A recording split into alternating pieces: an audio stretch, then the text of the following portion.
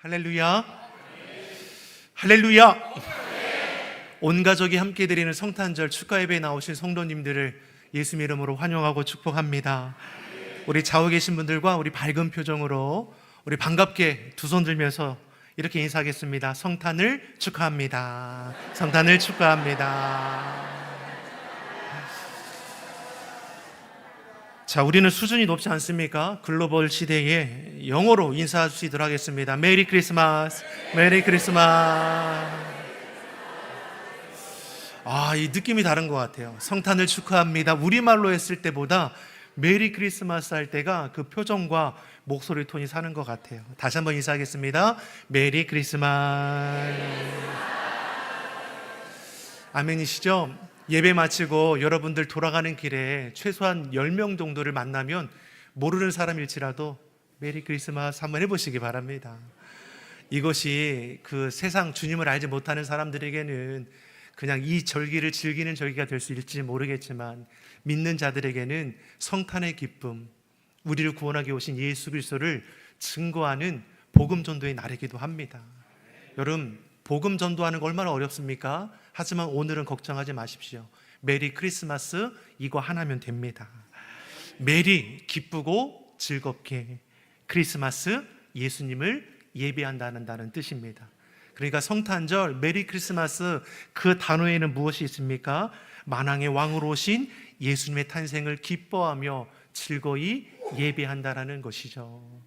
이런 기쁨의 날에 우리 주의 몸된 전에 나오신 성도님들을 다시 한번 축복합니다.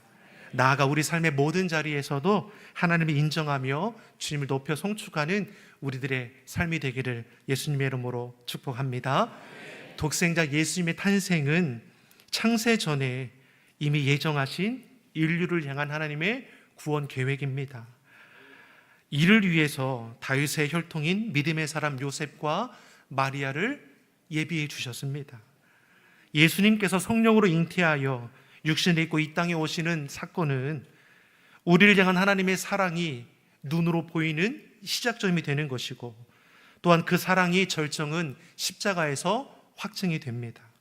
이 모든 과정 하나하나가 하나님의 은혜 아니면 설명할 수가 없습니다. 주의 천사가 요셉의 꿈에 나타나 아내 마리아는 성령으로 잉태된 것이니 무서워하지 말고, 또한 그가 아들을 낳으리니 그의 이름을 예수라 하라. 알게 하는 거 아닙니까? 하나님의 구원 사역을 깨닫게 하는 것이죠. 예수, 여호와는 구원이시다. 예수님이 이 땅에 오신 목적이 무엇인지를 그 이름에서 우리는 알 수 있습니다. 무엇보다 이 모든 과정들이 우연이 된 것이냐? 그렇지 않습니다. 마태복음 1장 22절에서 이렇게 우리에게 가르쳐주는 것이죠. 같이 보겠습니다. 이 모든 일이 된 것은 주께서 선지자로 하신 말씀을 이루려 하심이니 이르시되. 여기서 선지자는 일찍이 주님이 나시기 약 700여 전에 이사야 선지자를 통해서 하나님께서 예언해 주신 말씀입니다.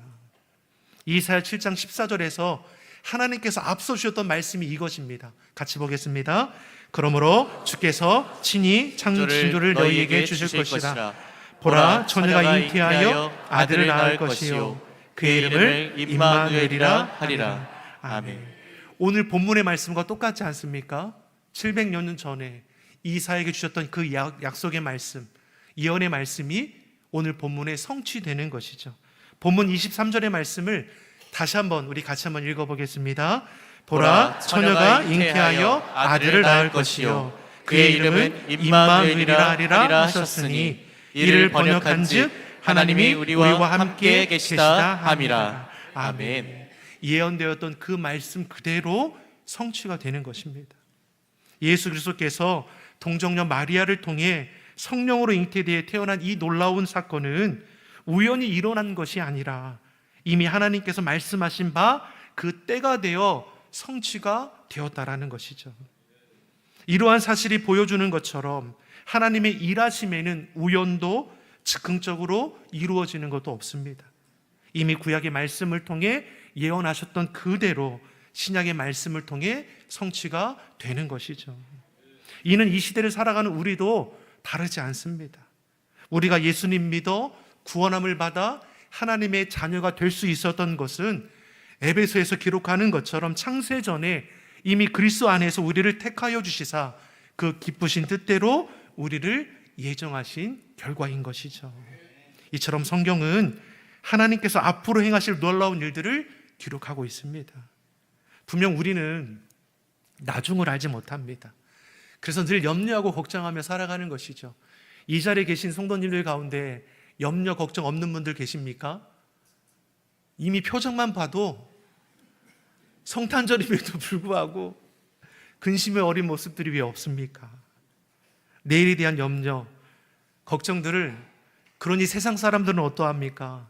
헛된 것을 의지하는 일들이 일어나는 거죠.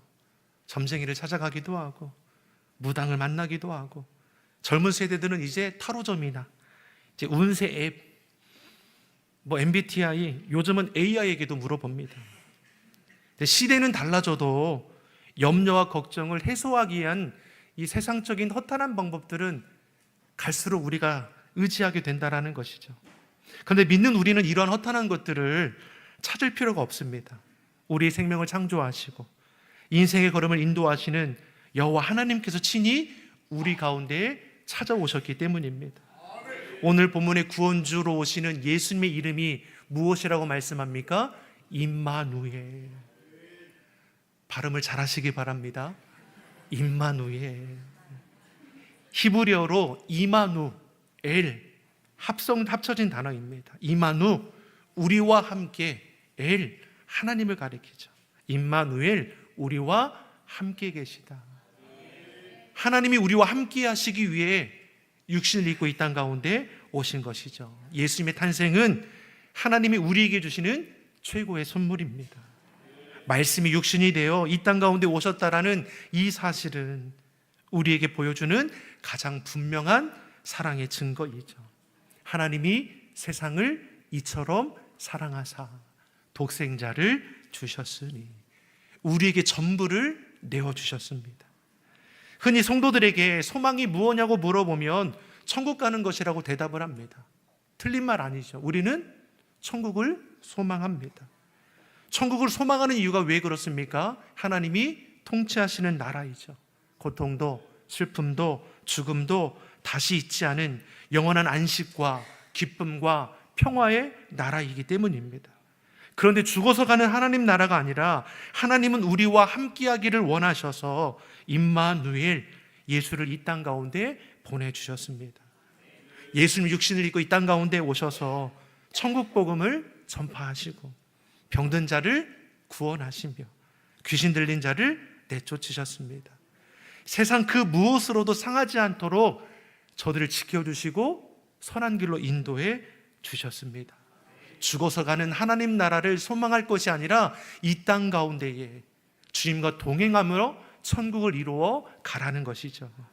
영접하는 자, 곧 그 이름을 믿는 자들에게는 하나님의 자녀가 되는 권세를 주셨으니 이미 우리는 주님 안에서 하나님의 자녀로서 죽어서 가는 하나님 나라가 아니라 이 땅에서 주님과 동행하는 천국의 기쁨과 평화를 누리고 있음을 믿습니다. 사랑하는 성도 여러분, 주님 안에서 세상에 줄 수 없는 참된 기쁨, 참된 평화를 누리며 나아가 여러분의 삶의 자리에 성탄의 기쁨으로 가득하기를 바랍니다. 우리가 성탄의 기쁨을 나누어야 하죠. 그럼 어떻게 우리가 성탄의 기쁨을 나눌 수 있습니까? 구원주로 오신 주님, 평화의 왕으로 오신 예수님을 믿고 따르는 자로서 오늘만큼은 넉넉한 마음으로 용서하고 사랑을 베푸는 날이 되기를 바랍니다. 여전히 우리는 불편한 대상이 있습니다. 여전히 보기도 싫은 사람이 우리 안에 있을 수 있습니다. 하지만 오늘 우리가 주의 이름으로 저들을 용서하는 날이 되기를 바랍니다. 예수님께서는 이 땅에 평화의 왕으로 오셨습니다. 당시 시대적 배경을 보면 로마가 세계를 제패하던 때입니다. 로마가 평화를 이룬 방법은 무엇입니까? 힘이죠. 무기입니다. 강압적으로 평화를 이룬 것입니다. 오늘 이 시대 크게 다르지 않습니다. 힘이 지배하는 시대입니다. 여전히 힘의 논리가 작용하고 있습니다. 가진 힘과 권세로 평화를 누릴 수 있다 착각하는 것이죠. 근데 이러한 힘과 권세가 영원한 겁니까? 로마 제국이 영원합니까? 그 이후에 세워지는 제국들이 영원합니까? 다 무너지지 않습니까? 이러한 시대에 예수님께서 평화의 왕으로 오셨습니다. 예수님은 우리에게 평안을 주신다 했습니다. 이 평안은 세상이 주는 것과 같지 않습니다. 수고하고 무거운 짐진 자들아, 다 내게로 오라. 내가 너희를 쉬게 하리라. 참된 평안이 어디에 있는가? 주님 안에 있습니다. 내가 주는 평화, 세상이 주는 것과 같지 않습니다. 주님의 평화는 일시적이지 않습니다. 강압적이지도 않습니다. 영원한 평화이고 완전한 연합을 이루는 평화입니다. 이러한 평화를 주님 안에서 누리는 자가 되기를 소망합니다. 옆 사람에게 이렇게 축복하겠습니다. 주님 안에 참 평화가 있습니다. 주님 안에 참 평화가 있습니다. 아멘이시죠? 다시 말하면 다른 데 보지 마세요, 이런 얘기죠. 우리가 앞서서 성찬 예식을 나누지 않았습니까? 성탄절에 성찬 예식을 나누는 것은 참 의미가 깊습니다. 예수님의 나심을 기뻐하며 예배하는 날임과 동시에 예수님이 이 땅에 오신 목적을 우리가 기억하며 성찬을 통해 다시금 되새기는 것이죠. 우리 죄를 씻어주시기 위해, 우리를 위해 구원하기 위해 십자가의 길을 걸음으로 평화를 완성하십니다. 갈등과 분쟁이 가득한 곳에 평화를 이루셨습니다. 예수님께서 하나님과 우리 사이에 깨어진 관계를 화목케 하셨습니다. 유대인과 이방인들을 화목케 하셨습니다. 십자가는 고난의 길이 아니라 용서와 평화의 길인 것이죠. 또한 하나님께서는 우리 주님 안에서 구원하여 자녀 삼아주심으로 그러한 직책을 우리에게 허락하셨다 말씀하죠. 고린도후서 5장 18절의 말씀입니다. 같이 읽어보겠습니다. 모든 것이 하나님께로서 났으며 그가 그리스도로 말미암아 우리를 자기와 화목하게 하시고 또 우리에게 화목하게 하는 직분을 주셨으니 아멘. 하나님께서 행하셨던 화해와 평화의 길, 그것을 우리에게 위임해 주셨습니다. 우리에게 어떠한 직분을 주셨느냐? 화목하게 하는 직분입니다. 고린도후서 5장 20절을 보면 그런 우리를 가리켜 그리스도의 사신이라 말씀하는 것이죠. 우리가 이 땅을 살아가는데 누구를 대표하는 자이냐? 하나님을 대표하는 자입니다. 옆 사람 보십시오. 이 사람은 그냥 사람이 아니라 하나님을 대표하는 사신이죠. 화목의 직분을 감당할 자입니다. 왜 하나님은 믿는 우리에게 화평케 하고 평화의 길을 걸어가라 말씀하십니까? 이 평화는 세상에서 줄 수 없기 때문입니다. 세상에 속한 자들이 알지 못하는 평화이기 때문에 주님 안에서 그 평화를 이루는 우리가 전할 수 있는 것이고 또한 함께 할 수 있는 것이죠. 이 같은 평화를, 성탄의 기쁨을 여러분 가족들과 또 이웃들과 교우들과 함께 하시기 바랍니다. 무엇보다 삶의 자리에서 만나는 이들에게 오늘만큼은 메리 크리스마스, 성탄의 기쁨을 전하시고 마음에 불편하고 아직도 그 사람을 볼 때 내가 울분이 있는 그 모습이 있다면 오늘 주의 그 보혈의 피를 의지하여 용서할 수 있는 복 있는 이 한날이 되기를 소망합니다. 그래서 매일매일 우리 삶의 자리가 성탄의 기쁨이 끊이지 않기를 예수님 이름으로 축원합니다. 기도하겠습니다. 세상을 이처럼 사랑하사 독생자를 주신 아버지 하나님, 우리가 구원주 예수님을 삶의 주인으로 모시며 살아가게 하여 주시옵소서.